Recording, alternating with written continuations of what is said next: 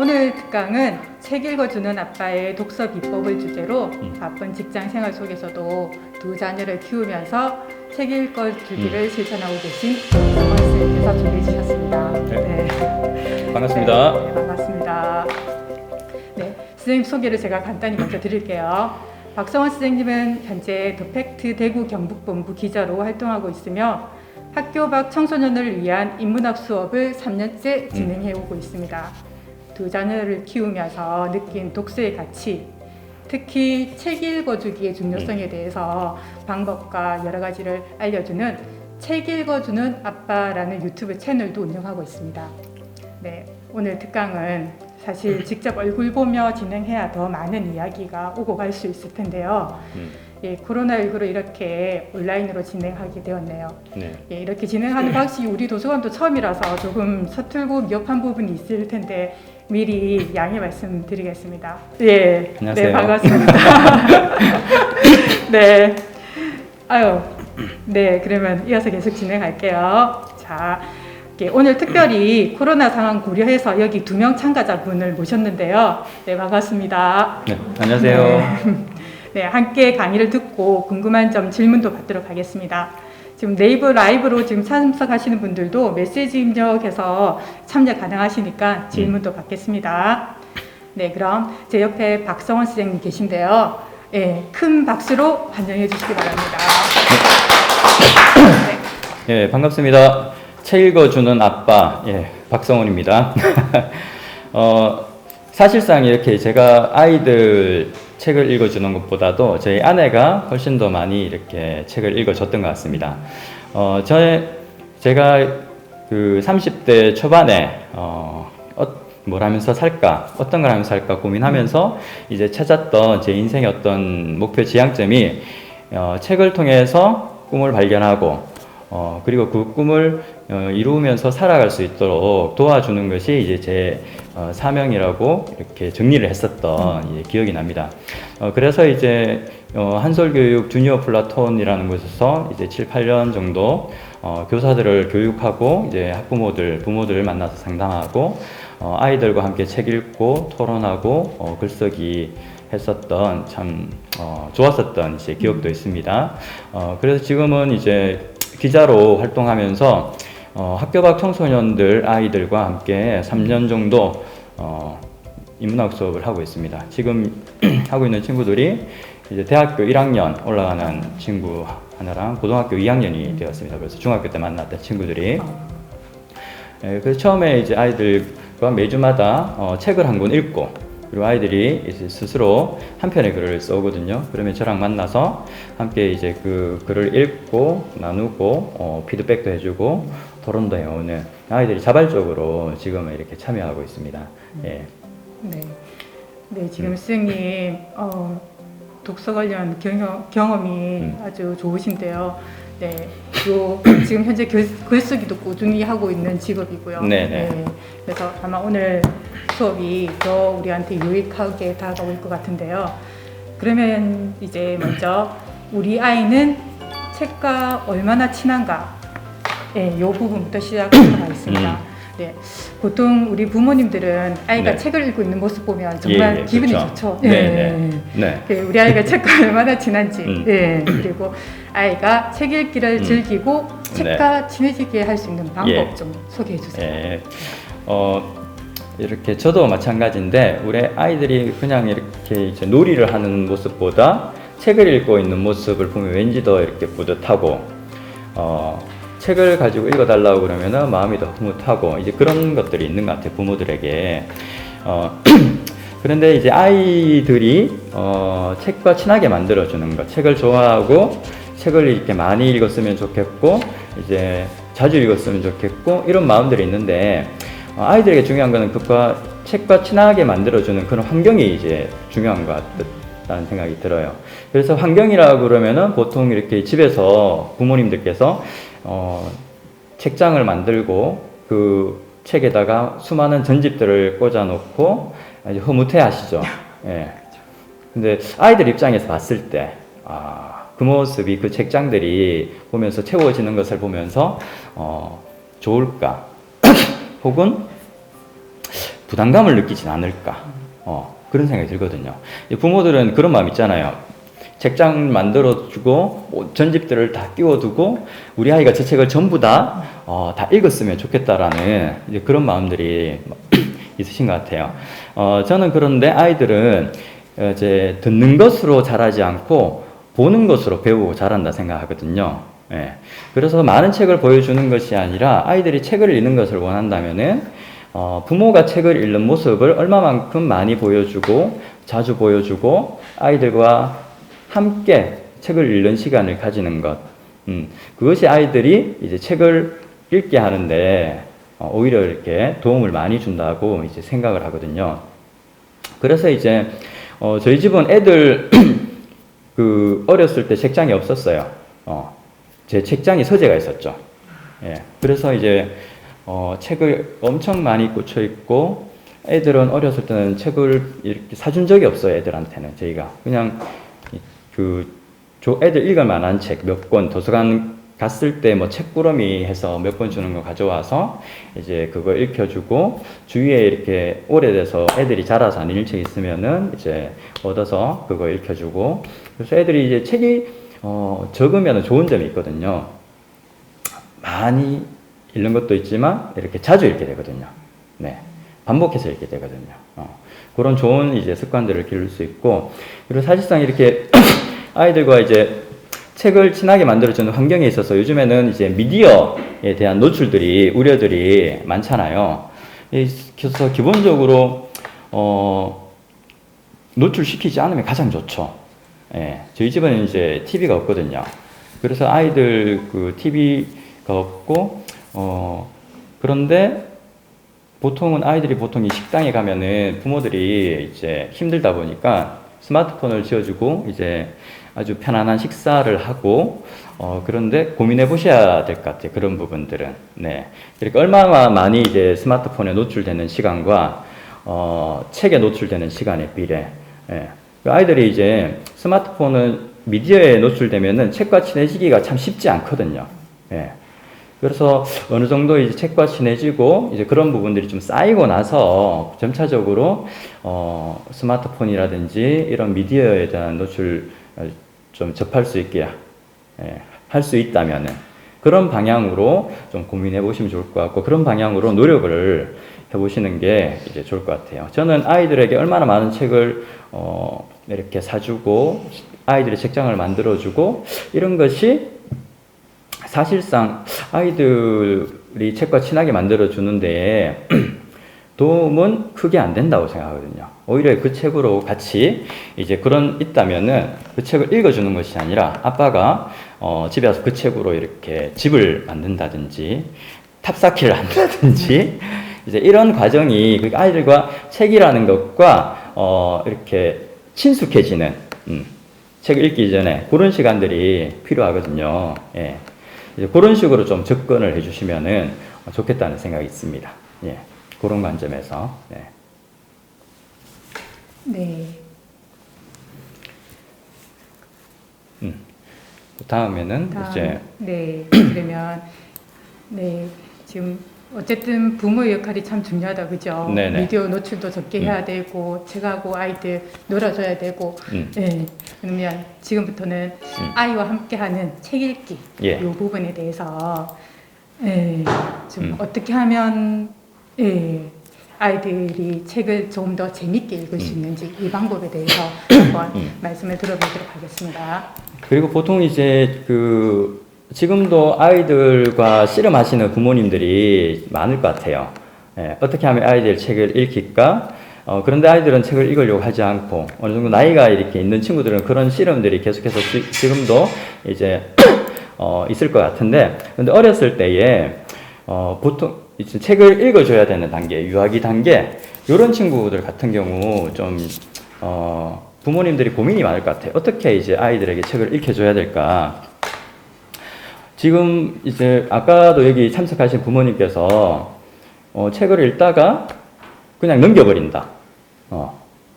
이렇게 이제 그때는 어떻게 해야 되냐 말씀하시는데 중요한 거는 이제 책이라는 것을 아이들에게 읽히는 것이 목적이 아니라 장기적인 관점을 가지시면 좋을 것 같아요.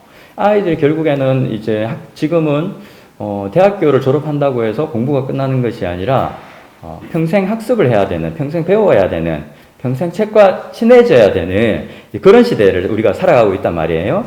그러면은 지금 어렸을 때는 목적은 뭐냐면 책을 읽히는 것이 목적이 아니라 아이들이 책을 친밀하게 대하고 책을 대했을 때 부담스럽지 않은 그런 관계를 만들어줘야 되는 것이 가장 우선적인 거죠. 예. 그래서 끝까지 읽어야 될 것 같은데 그냥 넘긴다. 그러면 그냥 넘어가면 되죠. 네. 괜찮다고 생각해요. 예. 목적이 그 책을 하나를 읽게 해서 100% 소화시키는 것이 목적이 아니라 지금은 아이들이 책과 친하게 만들어주고 나중에 이제 필요했을 때 정말 그 책이라는 것이 내 인생에 필요하다는 느꼈을 때에 부담 없이 그 책을 깊게 빠져들 수 있는 계기를 만들어주는 기초를 만들어주는 것이 이제 필요하다고 생각하거든요. 근데 이런 부분이 잘 되지 않으면 실제 나중에 아이들이 책을 읽어야 될 시기 본인이 스스로 필요하다고 생각하는 시기에 오히려 힘들어지게 되는 그런 부분이 있어서 그렇게 읽어주시면 좋을 것 같아요. 그래서 끝까지 읽기보다도 여러 가지 이제 그 변수들이 있잖아요. 읽다가 애들이 이렇게 이제 책을 덮어버리고 읽어주는데 계속 딴짓하고 제가 애가 둘이 있는데 첫째는 책을 정말 좋아했어요. 어릴 때부터. 읽어주면은 읽어주는 대로 집중하고 끝까지 다 읽고 근데 둘째 같은 경우는 어떠냐면은 언니가 책을 좋아하니까 자매인데 이제 책을 들고 와요. 그러니까 언니 거 보니까 자기들도 들고 와요. 딱 있어요. 언니 읽어주고 자기 그 동생을 이렇게 이제 책을 읽어주잖아요. 한 페이지를 딱 읽어줘요. 그리고 갑자기 일어나더니 다른 데로 가버려요. 그러더니 또 다른 책 가지고 와요. 이거 읽어달래요. 그리고 또 그러면 또 읽어줘요. 그러다가 한 페이지 또 읽잖아요. 그럼 일어나요. 또 가요. 계속 이걸 무한반복하는 거예요. 그러다가 이제 지겨워지면은 읽어주는데 신경 안 쓰고 다른 데 가서 다른 놀이 해요, 또. 괜찮다라는 거예요, 그러니까. 그런데 이제 얘가 지금은 6살인데, 아침에 일어나면은 제일 먼저 이렇게 책을 펴요. 아직 글자를 모르거든요. 저희 집은 이렇게 이제, 글자를 이렇게 가르쳐 준 적이 없어요, 애들한테. 책을 많이 읽어주니까, 첫째 같은 경우는, 6살 되니까 본인이 이제 스스로 책을 읽더라고요. 글자를 알고. 글자를 가르쳐 준 적이 없는데, 예. 좀 이렇게 특별한 케이스고, 둘째는 6살인데, 이렇게 글자를 아직 모르는데 그림만 봐요. 보면서 이제 읽어줬던 기억이 있으니까 그것을 이제 그걸 가지고 애들이 내용을 파악해서 본다는 거죠. 예. 그래서 이렇게 아이들에게 책을 읽혀야 되는 것이 주목적이 아니라, 이 아이가 책과 친하게 만들어줘야 되는 것이 주목적이 되고 우선순위가 된다. 이런 방향으로 생각을 해보시면은 좀 더 쉽게 이렇게 접근할 수 있을 것 같아요. 근데 이제 부모들 중에 이제 그런 부담감이 있잖아요.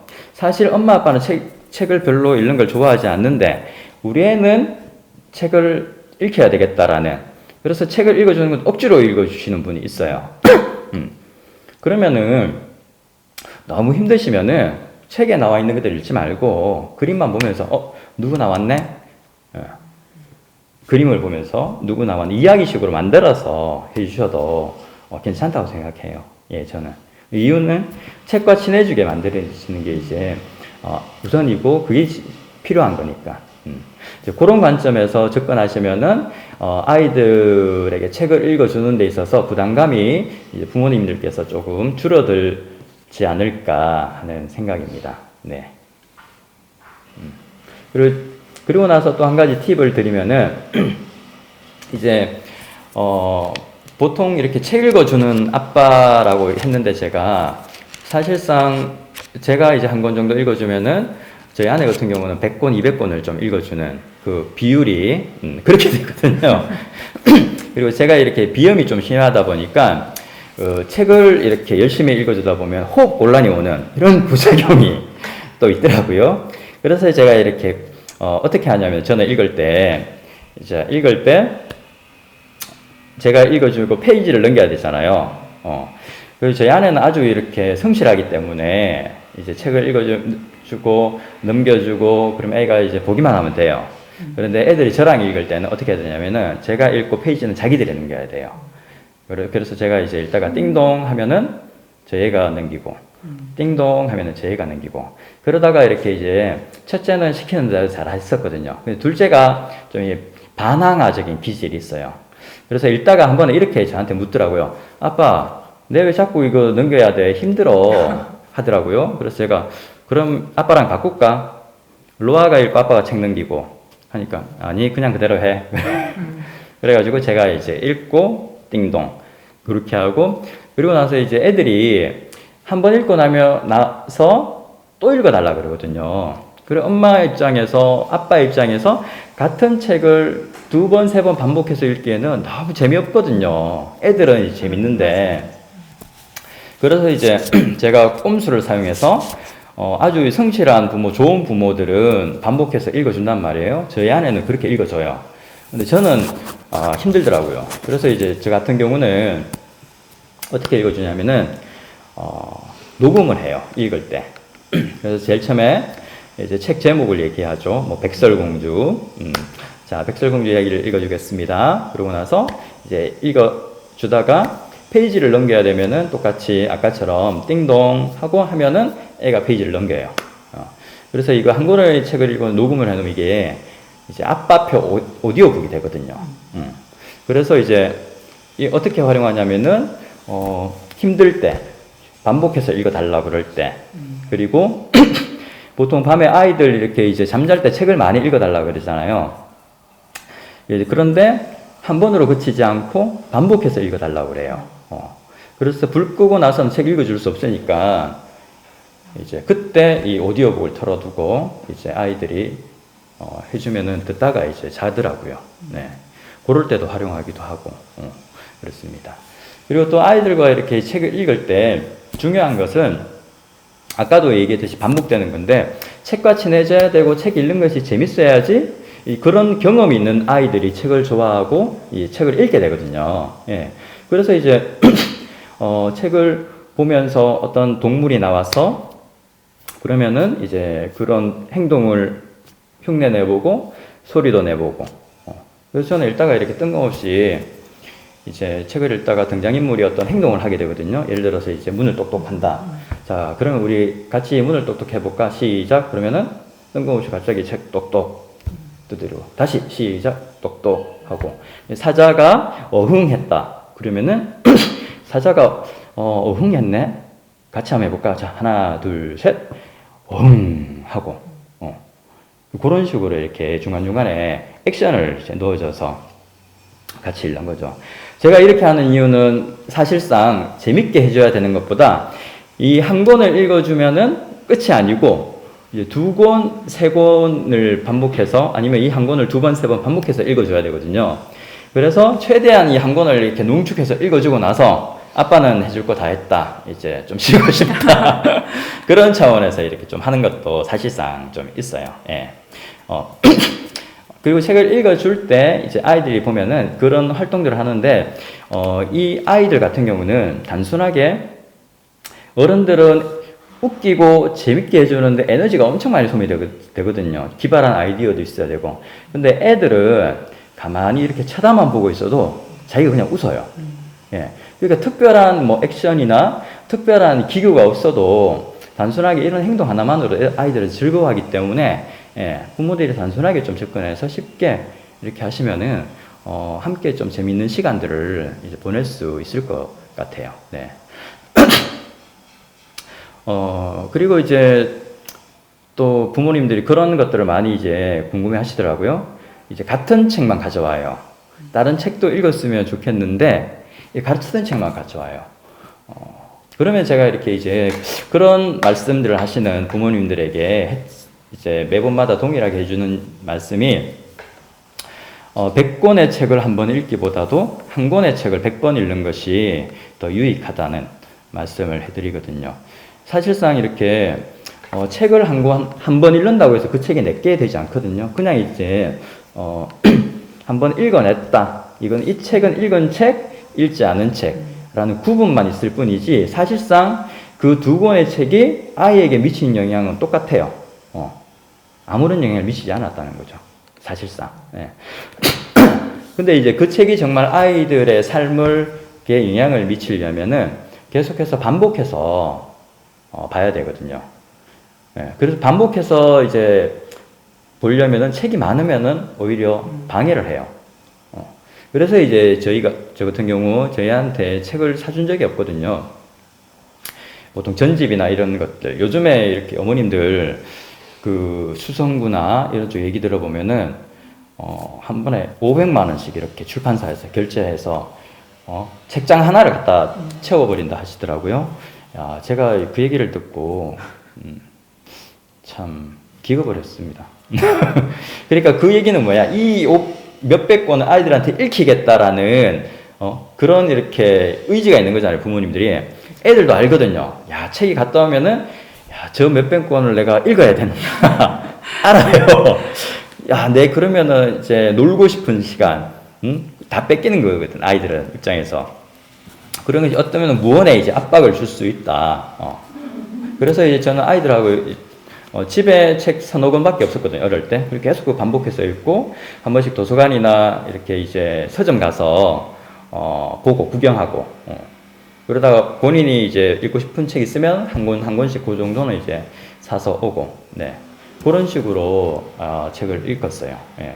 100번 책을 읽게 되면은 사실상 이게 어떤 상징적인 수라기보다도 100번이 실제적인 수라고 보시면 좋을 것 같아요. 예.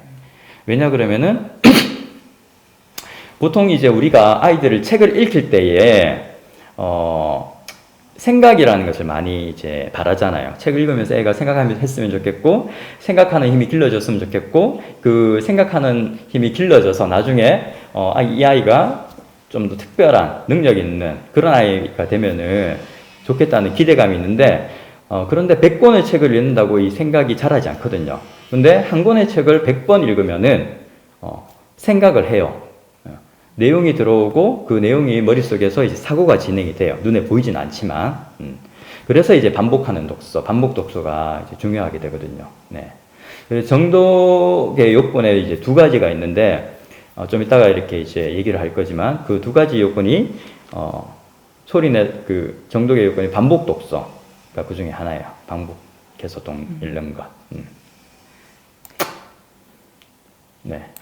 자, 그러면 선생님 잠깐 너무 긴 시간 말씀 계속 하셨는데 네네. 잠깐 쉬는 동안 제가 화면 바꿀게요. 예. 네. 정말 100번 똑같은 책 100번 반복해서 읽어주는 거 정말 어른들 너무 힘들거든요. 그쵸. 서너 번만 해도 정말 네네. 힘든데 100번 하면 그 결과가 예. 나중에 엄청나게 좋게 돌아올 수 있을 것 같네요. 100번 부모- 한번 시도해볼까요? 부모들이 그러니까 100번 읽어주는 네. 것은 어려워요. 네. 그런데 아이들이 스스로 100번 읽는 것은 가능해요. 예. 네네. 아까 이제 제가 오디오북 있잖아요. 네. 해서 틀어주면은 애들 100번 듣거든요. 들을 수 있거든요. 네. 그런 식으로 좀 접근을 해주시면은 좋죠. 예. 그죠. 부모님들이 뭐 직장도 다녀야 되고, 그렇죠. 집안일도 해야 되고 하니까 계속 원하는 만큼 충분히 다 못 읽어줄 때는 네네, 맞아요. 오디오북을 이용해도 예. 된다 그런 말씀이시죠. 예. 네, 그러면 선생님 잠깐 쉬시라고 제가 말 꺼냈는데 또 말을 걸어요. 네.